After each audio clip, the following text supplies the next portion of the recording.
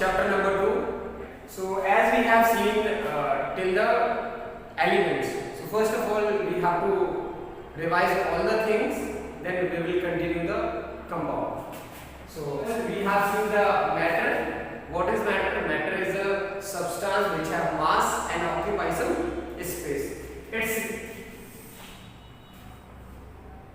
chemical classification is say that matter is of two types. One is pure and another one is impure, or we can say mixture. Means जो matter है ये दो तरीके का होता है chemical behaviour के बेसिस पे, एक प्योर होता है दूसरा इम्प्योर। और प्योर में बात करें तो प्योर फर्दर क्लासिफाई किया गया किसमें किसमें, एलिमेंट में और कंपाउंड में। Clear? And this impure is divided into two parts. One is homogeneous mixture and another one is heterogeneous mixture. One is homogeneous mixture and another one is heterogeneous mixture. Clear? Now if we talk about this pure, then how you will define the pure substances? So pure substances are gas substances which have only single type of atoms or molecules. ऐसे substances जिसमें केवल एक ही तरीके के atom या molecules present होते हैं, that's are known as pure substances. For example, if you take a piece of iron, अगर आयरन का एक टुकड़ा ले, ठीक है, तो उसमें देखेंगे अगर आयरन के एटम को आप माइक्रोस्कोपिक लेवल पे जाएंगे तो आयरन के टुकड़े पे, आयरन के पीस पे आपको ऐसे एटम्स अरेंज दिखाई देंगे। आप बताइए मुझे, क्या इसमें दिखने वाले एटम सारे अलग-अलग दिख रहे हैं? नहीं, सारे एटम्स एक जैसे दिख रहे हैं। तो जब कभी एक जैसे एटम किसी सब्सटेंस में प्रेजेंट हो तो उन्हें हम प्योर सब्सटेंस बोलेंगे। क्लियर? और if we talk about the water which we drink, that's a pure or impure? Yes, that's a impure. जो water हम पीते हैं वो impure होता है। क्यों होता है? Because it contains molecule of water as well as lots of minerals and few impurities are also present in that. तो अगर पानी को देखें जो आप पीते हैं वो इम्प्योर है केमिस्ट्री के बेसिस पे, लेकिन अगर हम नॉर्मल भाषा में बोले, अपने भाषा में हेल्थ कॉन्शियस होके बोले तो प्योर है, लेकिन अगर केमिस्ट्री के बेसिस पे बोले दैट्स अ इम्प्योर। क्यों इम्प्योर है? Because it contains more than one type of atoms और molecules. Clear? Okay, now the question arises here, how we can make a water pure? कैसे केमिस्ट्री वाले definition से हम water को pure बना सकते हैं? कैसे बनाएंगे? If we remove all the minerals, all the impurities from the water, then we will see that in water we get only H2O molecule, and you can see that in this water only H2O molecule is present, and these H2O molecules all are identical. That's why this is known as pure water. So if you want to make a pure water, then you have to remove all the minerals from it. So this water is known as distilled water. So drink the water which you drink, that's a impure, but the water which is known as distilled water, that's a pure. Clear? So we have seen in the previous lecture about the pure and elements. Elements तक हमने बातें कर ली थी, ठीक है। Elements क्या होते हैं? ऐसे सब्सटेंसेस जो एक ही तरीके के एटम से मिलके बने होते हैं उन्हें हम एलिमेंट्स कहते हैं, ठीक है। जैसे यहाँ पे ये क्या है? एलिमेंट है। क्या ये एलिमेंट है? नहीं, ये एलिमेंट नहीं, ये कंपाउंड है। ये क्या है? कंपाउंड। यहाँ एक जैसे एटम नहीं मिल रहे हैं, यहाँ एक जैसे मॉलिक्यूल मिल रहे हैं। क्लियर? अब यहाँ पे आपको समझना है कि एटम क्या होते हैं, मॉलिक्यूल क्या होते हैं, ठीक है। एटम्स ऐसे सब्सटेंस होते हैं जो दुनिया के हर एक चीज में पाए जाते हैं। मींस अगर आप मोबाइल में, जिस मोबाइल में आप वीडियो देख रहे हैं उसमें भी एटम है, ठीक है। अगर आपके पास पेन है, that's also contain atom. And your body have cell and even cell have atom. हमारी बॉडी सेल की बनी है, उस सेल के अंदर भी एटम है। मतलब दुनिया का जितना भी चीज है सब में क्या है, एटम एटम एटम। क्या हर सब्सटेंस में एक एटम पाया जाता है? नहीं। There are ample of atom present in every substance. हजारों करोड़ों की मात्रा में एटम्स मौजूद होते हैं हर एक सब्सटेंस में। क्लियर हुई बात?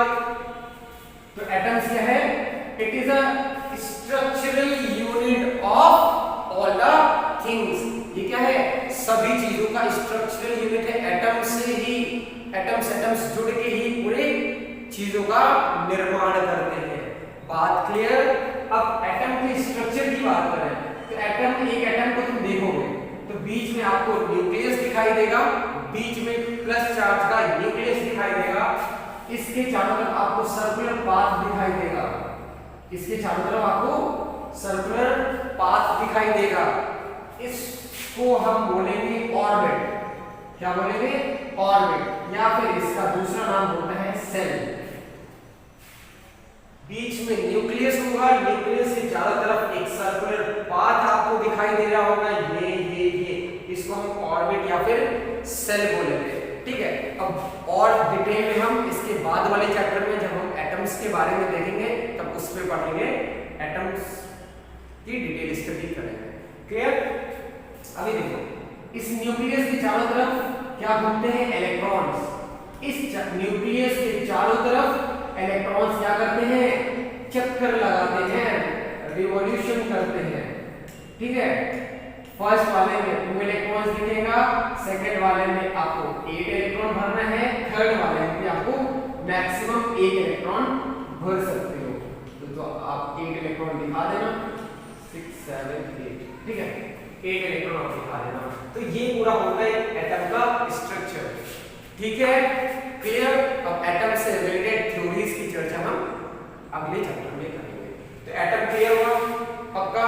अब एटम कौन से आपको दिख रहे हैं? हाइड्रोजन का एटम होता है, और फिर उसके बाद हीलियम का एटम होगा, लिथियम का होगा, बेरिलियम का होगा, बोरॉन का होगा, कार्बन का होगा, नाइट्रोजन का होगा, ऑक्सीजन का होगा, फ्लोरीन का हो गया, फिर आपका नियॉन का हो गया, ठीक है। ऐसे ही आप सोडियम, मैग्नीशियम, इन सब के एटम्स मौजूद है नेचर में, ठीक है। अलग अलग चीजों में अलग अलग एटम्स मौजूद है। क्लियर हुई बात? पक्का? कोई दिक्कत? आयरन का एटम कैसे दिखाया जाएगा? Fe सिंबल से। आयरन के एटम का सिंबल हम क्या दिखाएंगे? Fe। और मैंने पहले भी आपको बता रखा है कि जितने भी एटम्स हैं सबका एक सिंबल होता है, सबको एक सिंबल से रिप्रेजेंट किया जाता है। जैसे हाइड्रोजन का फर्स्ट वर्ड H लिया जाता है, लिथियम का और हीलियम का फर्स्ट वर्ड H लिया गया तो हाइड्रोजन जैसा हो गया, इसलिए सेकंड वर्ड भी ले लिया गया, हीलियम बन गया।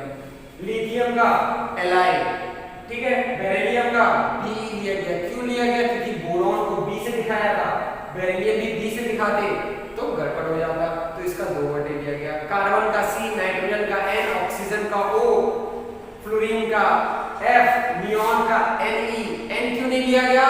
क्योंकि नाइट्रोजन का N मान लिया गया। अगर 2 बार अगर नियॉन का भी N ले लिया जाता तो कभी N लिखा होता तो इसको हम नाइट्रोजन भी बोल सकते थे, नियॉन भी बोल सकते थे, कंफ्यूजन होता, कंफ्यूजन ना हो इसलिए नियॉन के लिए हम Ne यूज करते हैं, ठीक है।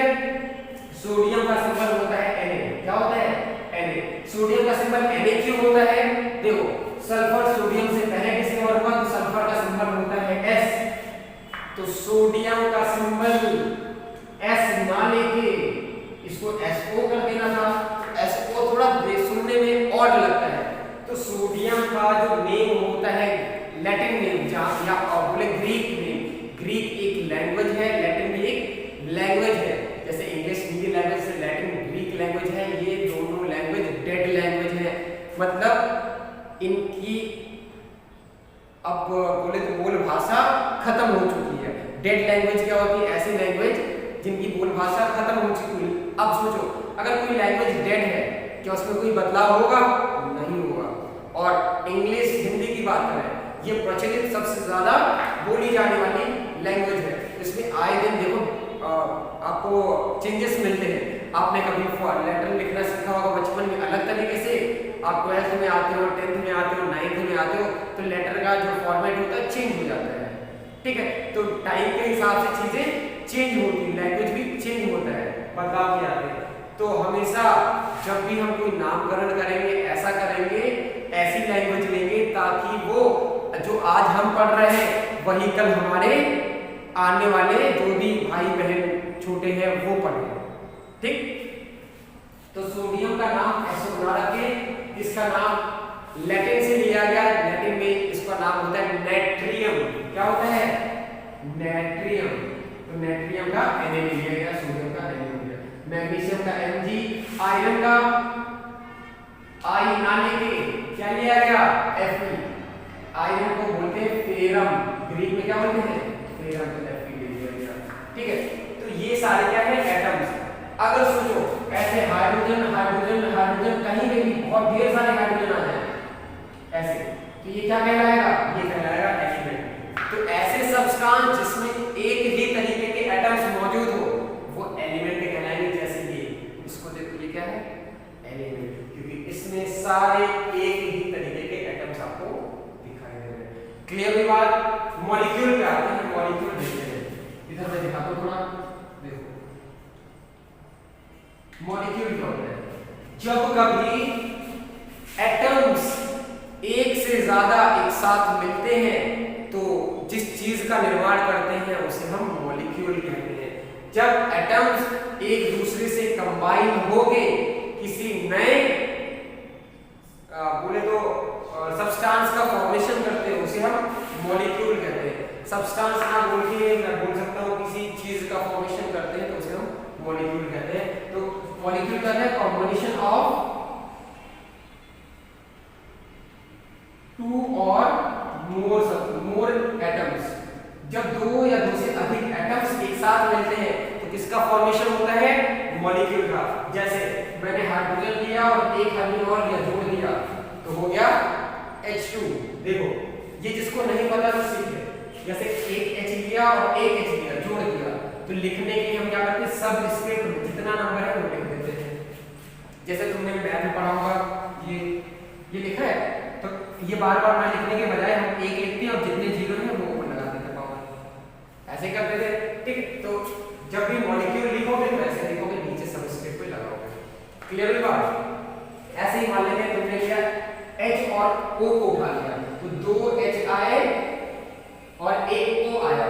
ठीक है, अब इसको लिखो, दो H है ना तो H2 और O1 है, लिखा नहीं जाता, क्या हो गया? H2। तो H2 बताओ क्या मॉलिक्यूल है कि एटम है?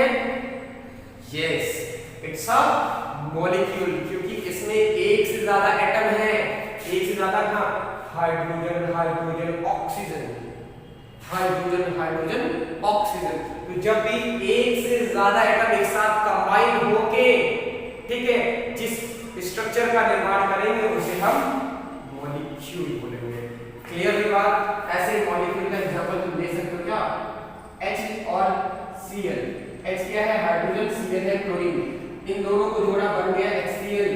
HCl क्या है? एक बेस है या सॉल्ट है? नहीं, इट्स अ एसिड। ये क्या है? एसिड है। HCl क्या है? एसिड। और कहां प्रेजेंट होता है? It is present in our stomach. Stomach में हमारे प्रेजेंट होता है। ठीक है, तो मॉलिक्यूल समझ में आ गया होगा। अभी क्या करना है? चार्ट को ऑलरेडी आपने पहले ही बना रखा है। इस चार्ट को आपने पहले ही फॉर्म कर रखा है, जिसे नहीं किया है वो कर लेगा ये चार्ट। और आप एक्स्ट्रा में डालेंगे, एक्स्ट्रा में डबल हैश लगा के, ठीक है, हैश बना के आप ये एटम का स्ट्रक्चर बना लेंगे। मॉलिक्यूल क्या होता है ये लिख लेंगे। ठीक है, और जिसका वन साइडेड कॉपी है, मतलब एक साइड ब्लैंक है, जिसने रजिस्टर नहीं बनाया है, तो डायग्राम एटम और मॉलिक्यूल उस साइड लिख सकते हैं। ठीक है, आपको आना चाहिए। क्या होगा? आप कहीं भी लिखें उससे मतलब नहीं है। ओके, चलो, तो अब आगे बढ़ते हैं। इसको आप जल्दी से उतार लीजिए।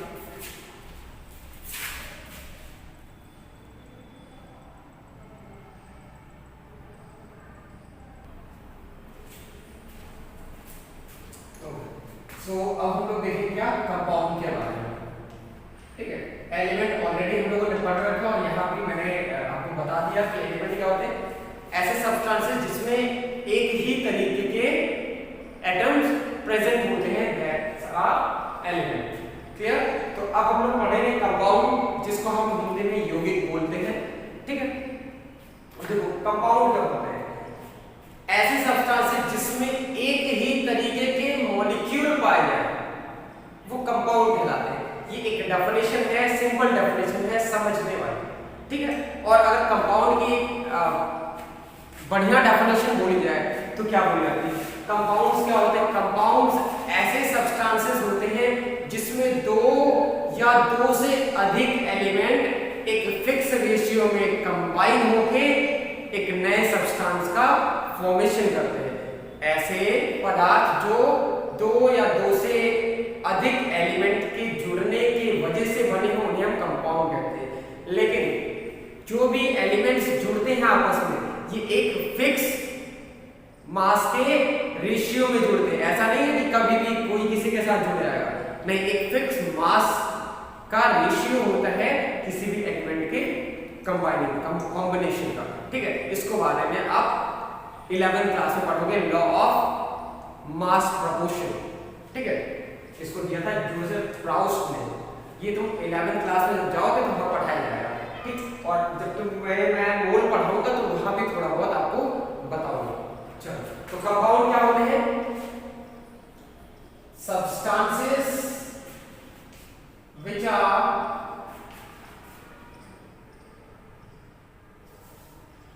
formed by the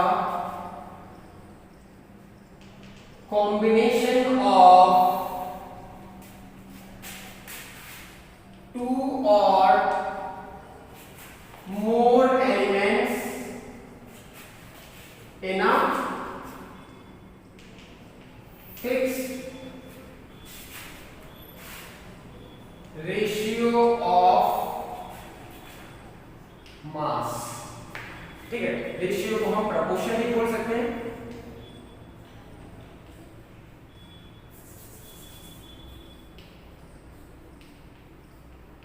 प्रोपोर्शन और रेशियो ऑफ मास। तो कंपाउंड की डेफिनेशन क्या होती है, ऐसे सब्सटेंसेस जो दो या दो से अधिक एलिमेंट से अपने मास के रेशियो में जुड़ के बनाते हैं उन्हें हम कंपाउंड्स बोलते हैं। ठीक है, अब फॉर एग्जांपल जैसे तुम H2O ले लो, ये एक मॉलिक्यूल है। ठीक है, जब कई सारे H2O ढेर सारे आ गए तो क्या कहना है, कंपाउंड। अब ये H2O जो है कैसे बना हुआ है, देखो ये H2O जो है इसमें क्या है, हाइड्रोजन है और एक ऑक्सीजन है। हाइड्रोजन है और क्या है, ऑक्सीजन है। अभी तुम्हें मैं बताऊंगा तो आपको पता है हाइड्रोजन का जो एटॉमिक मास होता है या फिर बोले एटॉमिक भार, परमाणु भार जो होता है, हिंदी में परमाणु भार कहते हैं, एटॉमिक मास जो होता है, ये एक हाइड्रोजन का कितना होता है, एक हाइड्रोजन का कितना होता है, एक। ठीक है, ऑक्सीजन की बात करूं तो ऑक्सीजन का होता है 16, एटॉमिक नंबर 8 होता है, एटॉमिक मास ऑक्सीजन का क्या होता है 16। ठीक है, अगर एक ऑक्सीजन का देखोगे तो 16 यू और एक हाइड्रोजन का देखोगे तो 1 यू। यू क्या है यहाँ पे, एटॉमिक मास यूनिट। मतलब एक एटम का मास हमेशा जब लिखा जाएगा ग्राम किलोग्राम में नहीं लिखा जाएगा, हमेशा उसकी यूनिट क्या लिखी जाएगी, यू। जैसे 1 केजी आप लिखते हो, 1 ग्राम लिखते हो, ऐसे यू भी क्या है, एक यूनिट है जब भी एक एटम का मास तुम लिखोगे। ठीक है, तो हाइड्रोजन में एक एटम है, ऑक्सीजन में एक एटम है, मास लिख रहे हो तो क्या लिखा जाएगा, 1 यू और 2 यू और 16 यू। ठीक है, तुम यहाँ पे देखो तो हाइड्रोजन का मास कितना, एक हाइड्रोजन का 1 यू, तो 2 हाइड्रोजन का 2 यू, वेरी गुड। और एक ऑक्सीजन का 16 यू होता है। यहाँ पे कितने ऑक्सीजन है वाटर में, एक ही तो है, 16 यू। अब बताओ इसका रेशियो क्या आया, ध्यान से देखो, अगर इसको कट करो 2 1 या 2 2 8 या 16, तो यानी कि रेशियो आया 1:8।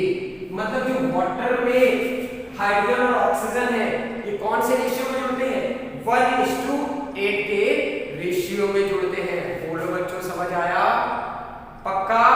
तो वाटर में क्या होता है, जो रेशियो होता है H और ऑक्सीजन का वो होता है 1:8। और एग्जांपल हम ले लेते हैं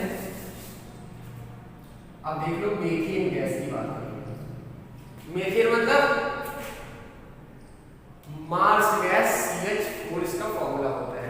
मीथेन क्या है? मार्स गैस, जो दलदली एरियाओं से निकलता है या फिर गोबर से प्रोड्यूस होता है।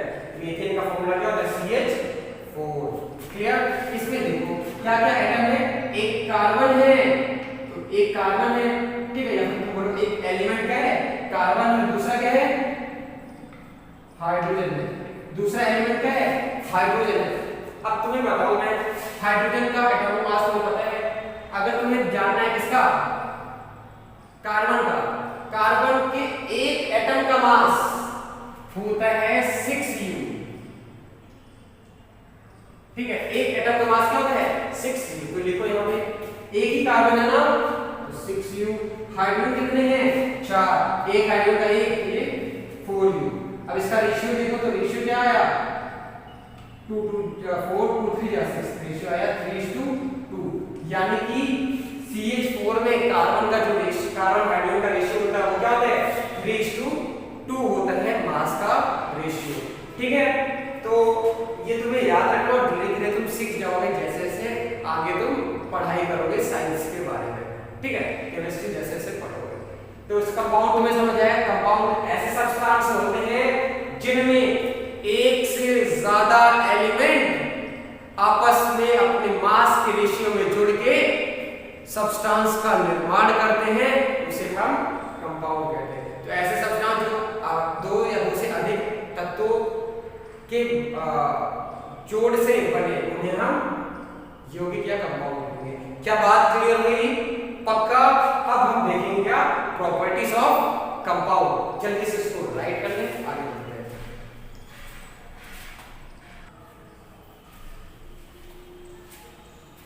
ओके, सो अब हम लोग देखेंगे क्या? प्रॉपर्टीज ऑफ कंपाउंड के बारे में। चलो, प्रॉपर्टीज पढ़ने से पहले कुछ कंपाउंड के और एग्जांपल देख लेते हैं।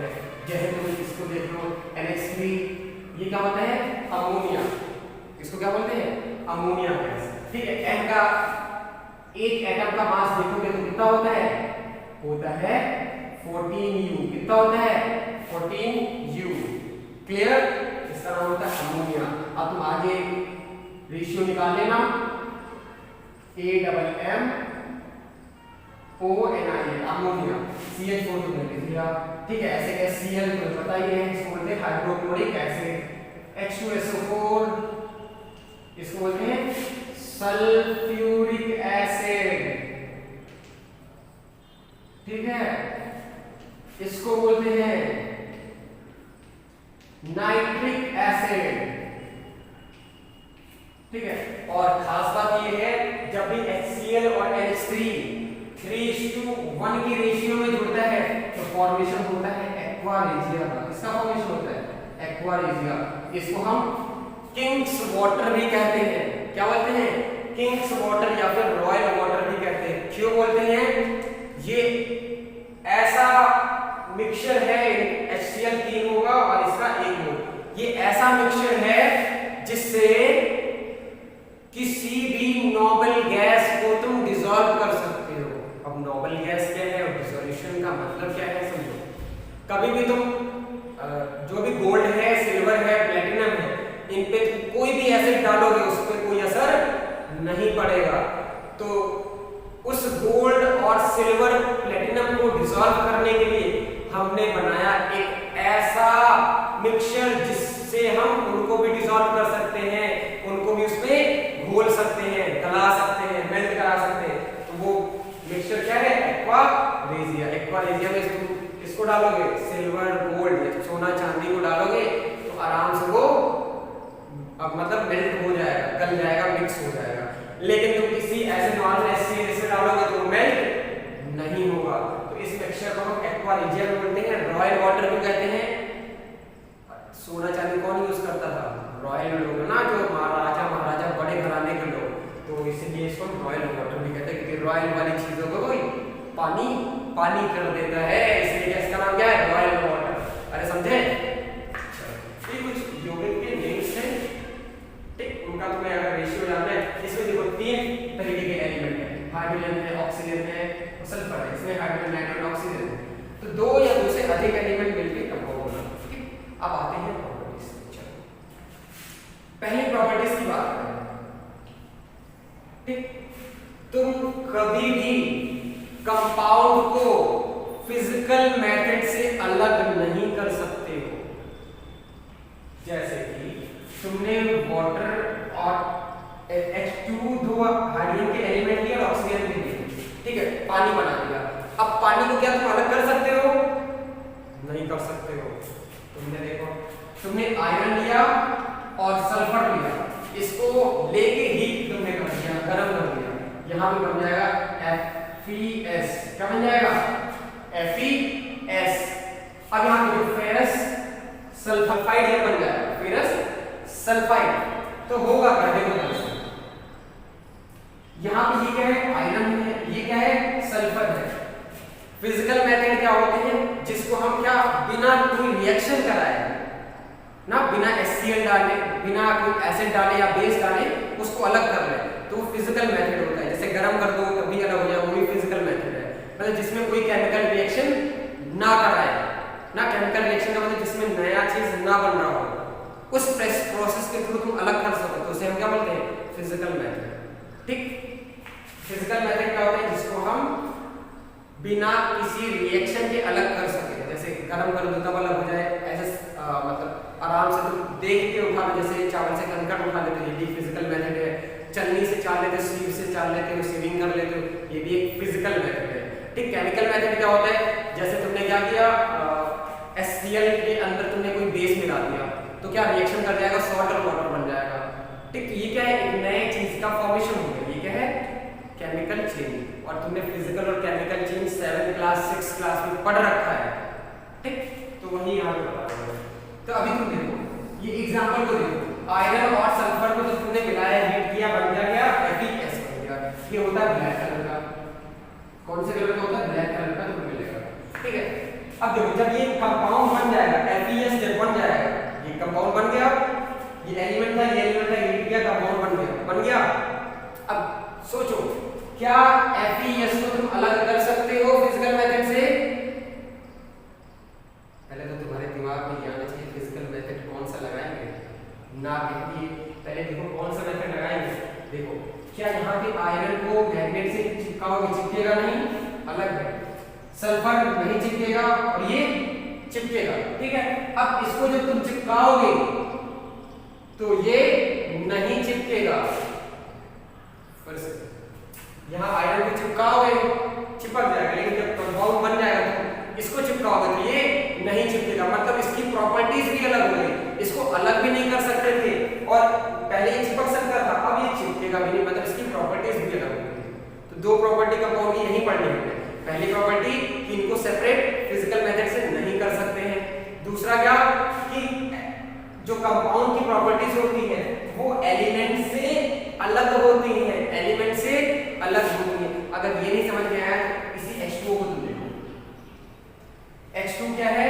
Hydrogen gas. ऑक्सीजन क्या है? गैस। और तुम बना क्या दिए? वाटर। ये क्या होता है?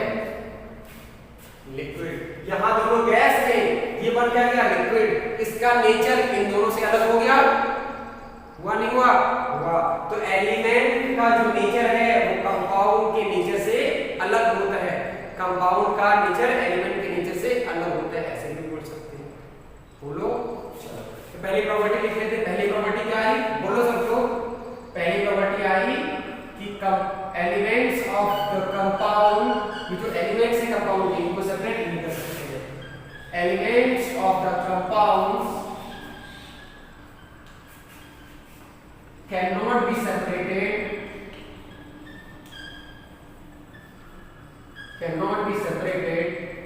via मतलब क्या होता है?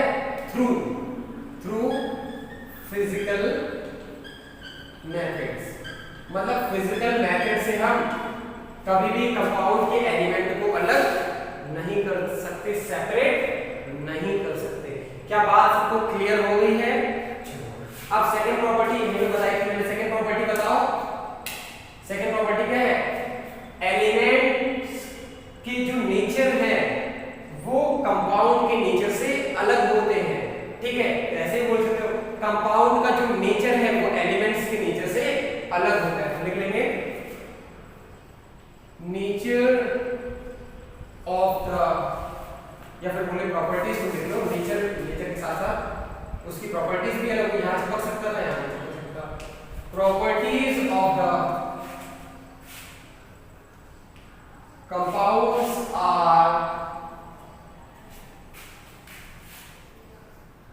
Different from its element.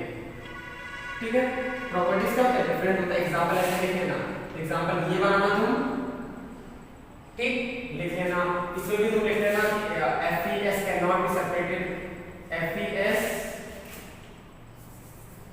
from FeS, Fe and S is S cannot be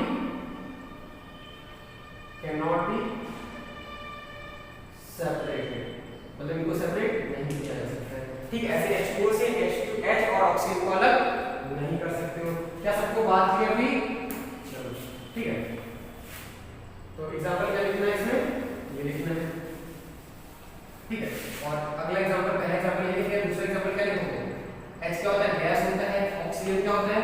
gas होता है, और ये वाटर बना देता है। जल्दी से लिख लो। ठीक, तो ये दो प्रॉपर्टी हो गई।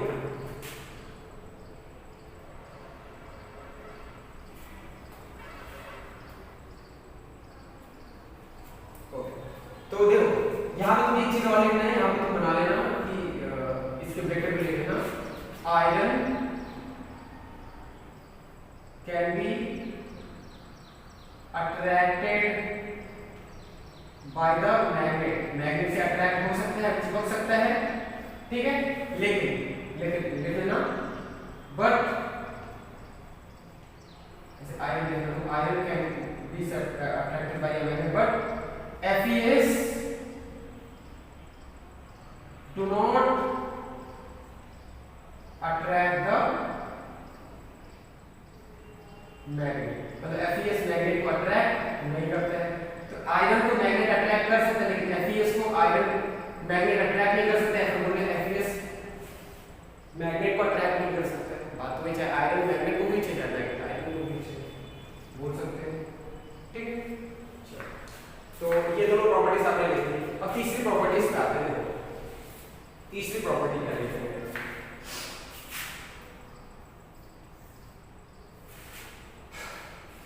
तीसरी प्रॉपर्टी तुम देखोगे तो तुम्हें दिखाई देगा क्या कि जो भी एलिमेंट्स को तुम जोड़ते हो, कंपाउंड का जो फॉर्मेशन होता है, तो इनसे या तो हीट रिलीज आउट होती है या तो ये हीट एब्जॉर्ब करते हैं।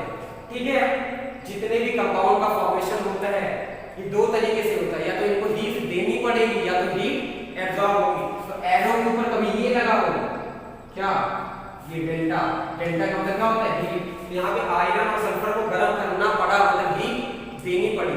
और कुछ ऐसे होंगे जिसमें से हीट निकल के आएगी, जिसमें से हीट निकल के आएगी, मतलब बाहर आती है, रिलीज आउट होती है। ठीक है, तो लिखेंगे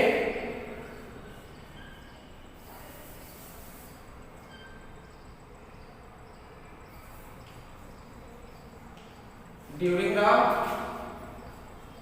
formation of compounds, heat may be released or it may absorb। ठीक है, तो हीट निकल भी सकती है और एब्जॉर्ब हो सकती है। तो लिख लोगे इसमें हीट लगती है। और तुम कभी देखोगे कभी CaO में कोई क्लाइंट में तुम क्या मिलाओगे? पानी डालोगे, मतलब चूने के अंदर पानी डालोगे तो क्या निकलता है? हीट निकलता है, CaOH का होल टॉइस बन जाएगा, एक नए कंपाउंड का फॉर्मेशन होगा। ठीक है, इसमें से क्या निकलेगा? हीट रिलीज आउट होगा। तो ये क्या होता है? एक्सोथर्मिक। और ये कैसा है? एंडोथर्मिक। मैं बता दूं एंडोथर्मिक एक्सोथर्मिक है। तो ये तुम याद रखोगे कि क्या है, किसी भी कंपाउंड के निर्माण के दौरान या तो हीट निकलेगी या तो हीट अंदर आ जाएगी, मतलब एब्जॉर्ब हो जाएगी, या तो हीट निकल लेगी या तो एब्जॉर्ब हो जाएगी। ठीक है, याद रख लेना है। चलो देखो जल्दी से, फिर मैं समझा दूंगा।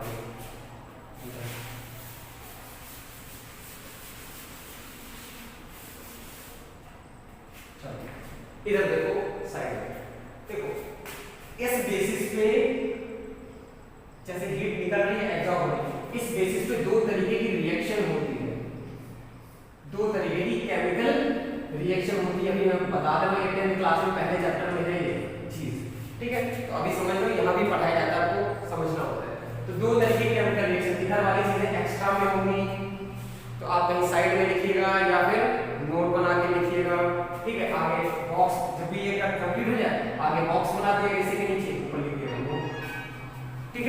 तो देखो केमिकल रिएक्शन दो तरीके की होती है। केमिकल रिएक्शन क्या होती है? जब कभी दो कंपाउंड आपस में रिएक्ट करके एक नए कंपाउंड का निर्माण करते हैं, इस प्रक्रिया को हम केमिकल रिएक्शन कहते हैं। क्लियर? अब देखो केमिकल रिएक्शन दो तरीके का हो सकता है on the basis of heat के बेसिस पे। एक हो सकता है एंडोथर्मिक, क्या हो सकता है? Endothermic reaction. दूसरा होता है एक्सोथर्मिक रिएक्शन। एक होता है एंडोथर्मिक रिएक्शन और दूसरा होता है एक्सोथर्मिक रिएक्शन। क्या बात क्लियर हुई? पक्का? अब देखो एंडो और एक्सोथर्मिक रिएक्शन होती क्या है? देखो इसके नाम को देखो, यहाँ क्या लिखा है? एंडो। एंडो मतलब खत्म हो गई। अब सोचो किसी के पास हीट खत्म हो गई है, एंडो मतलब खत्म हुई और थर्मिक मतलब होता है हीट। थर्मिक मतलब क्या होता है? हीट।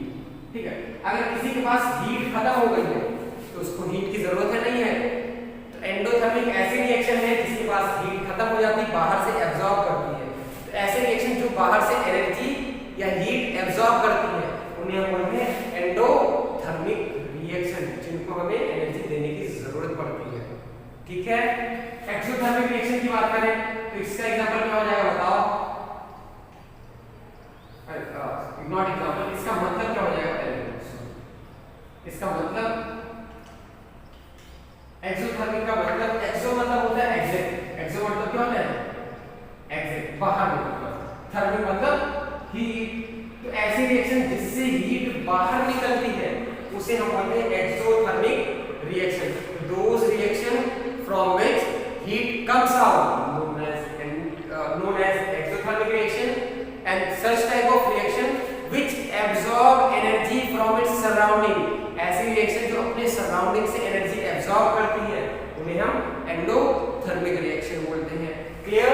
एग्जांपल की बात करें तो इसमें क्या हो जाएगा? जब भी तुम शुगर को वाटर में मिलाते हो तो क्या हो जाता है? पानी जो भी वाटर का टेम्परेचर रहता है वो कम हो जाता है, क्योंकि शुगर और वाटर के मिक्सिंग से क्या होता है?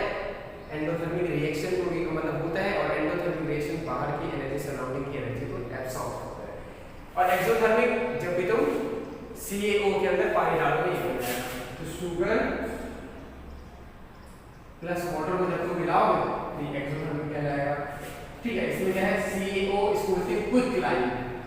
CaO क्या होते हैं? Quick line.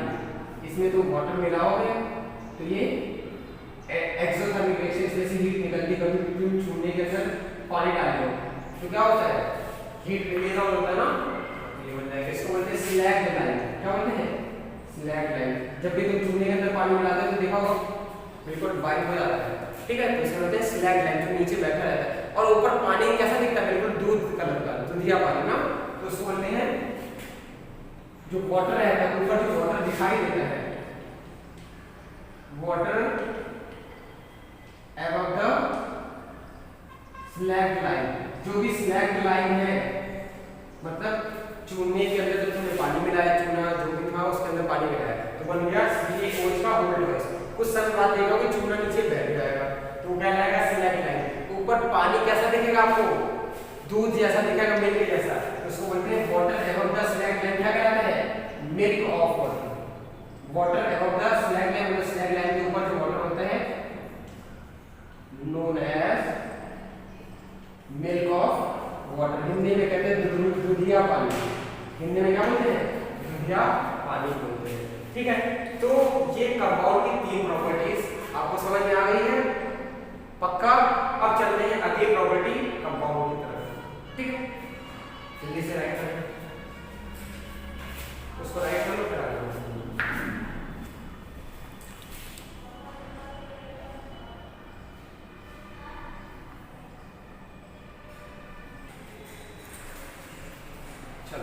अब हम आते हैं फोर्थ प्रॉपर्टी की तरफ।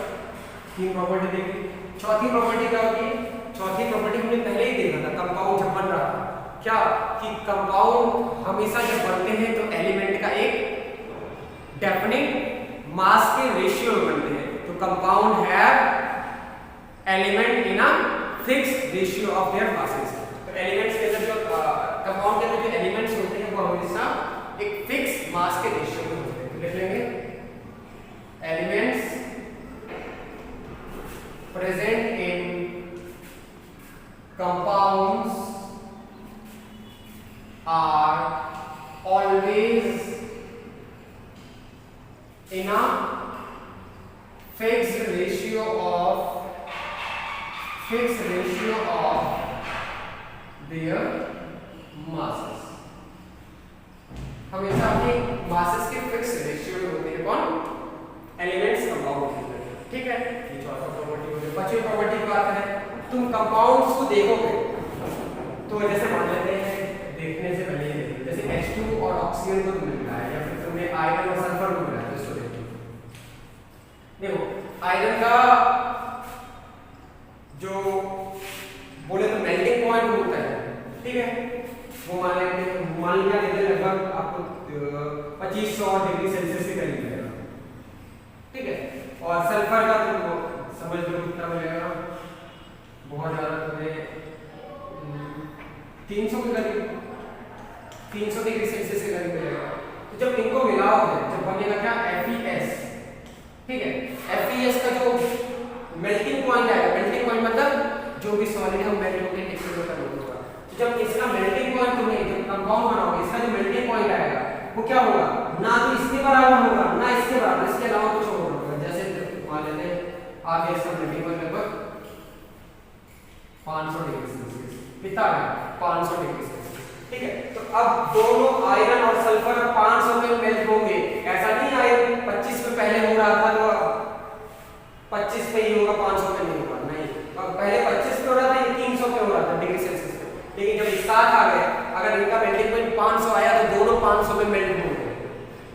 ठीक है, ऐसा नहीं है कि ये 25 पे तो 25 पे आयरन मेल्ट होगा और सल्फर पहले मेल्ट होकर लग जाएगा, नहीं। मैंने बताया था कंपाउंड की एक यूनिक प्रॉपर्टी होती है, ठीक है, एलिमेंट की प्रॉपर्टी से अलग है। बात क्लियर हुई? तो ये हमेशा मेल्ट होंगे तो एक फिक्स पॉइंट पे, फिक्स टेम्परेचर पे, और बॉईल भी करेंगे तो एक फिक्स टेम्परेचर पे। तो यहाँ से बात पता लगी कि जितने भी कंपाउंड है सबका एक फिक्स मेल्टिंग पॉइंट और बॉइलिंग पॉइंट होता है। ठीक है, तो लिख लेंगे compounds have fixed melting and boiling point. इनका बॉइलिंग पॉइंट फिक्स होता है, ऐसा नहीं है कि इसका ज्यादा था इसका कम था तो यहाँ मेरा ही ज्यादा भी मेल्ट होगा ये कम नहीं मेल्ट होगा, नहीं दोनों से मेल्ट होंगे। साथ एग्जांपल के तौर पे देख लीजिएगा। ठीक है, अब आगे बढ़ते हैं।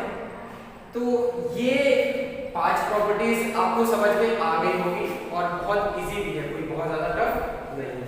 छठी प्रॉपर्टी तुम देखोगे, जब आयरन को तुम देखोगे अलग से तो तुम्हें आयरन दिखाई देगा, सल्फर को देखो तो व्हाइट पाउडर सल्फर दिखाई देगा, लेकिन जब तुम FeS बना दोगे, ठीक है, ना तुम्हें आयरन दिखाई देगा ना तुम्हें सल्फर दिखाई देगा। अब मतलब FeS में ना तुम आयरन पहचान पाओगे ना सल्फर पहचान पाओगे। तो ऐसी चीजें जिसमें हम चीजों को सेपरेट ना कर पाए, हम देख के बता ना पाए, पहचान ना पाए, ऐसी चीजों को हम होमोजीनियस बोलते हैं। क्या बोलते हैं? होमोजीनियस। तो जो कंपाउंड है ये कैसा होता है? ये होमोजीनियस होता है। Compounds are homogeneous in nature. ये कैसे होते हैं? होमोजीनियस नेचर में होते हैं। ऐसा नहीं है तुम आयरन को मिलाए थे सल्फर को मिलाए थे तुम FeS बनाने के बाद, ठीक है, तुम अलग अलग पहचान लोगे ये सल्फर है नहीं पहचान सकते। ठीक, तो ये 6 प्रॉपर्टीज थी कंपाउंड की जिनको आपको याद रखना है और एक बार पढ़ने के बाद इसको आप कॉपी से जरूर रिवाइज कर लीजिएगा। ठीक है, तो अभी आज इतना अभी देखते हैं, फिर अगले लेक्चर में हम लोग पढ़ेंगे। जाने से पहले आप होमवर्क अपना ले लीजिए। होमवर्क क्या करना है आपको? होमवर्क करना है पहले कंपाउंड जितना भी जो चार्ट बनाए हैं उसको चार्ट बनाना है। ड्रॉ द क्लासिफिकेशन चार्ट, जो भी क्लासिफिकेशन वाला चार्ट था मैटर से लेके अभी तक, ठीक है, वो करना है। ठीक, उसके बाद definition of element and compound, element और कंपाउंड का डेफिनेशन लिखना है। कितने टाइम? 3 टाइम्स, ठीक है। चार्ट 1 टाइम्स बनाना है, 3 टाइम्स। अगला क्या है आपको प्रॉपर्टीज ऑफ कंपाउंड, ये भी आपको 2 टाइम्स लिखना है, ठीक है। ये सारा होमवर्क आप राइट करके मेरे पर्सनल नंबर पे आप व्हाट्सएप कर दीजिएगा। मैं समझ जाऊंगा कि आपको पूरा वीडियो लेक्चर समझ में आ गया।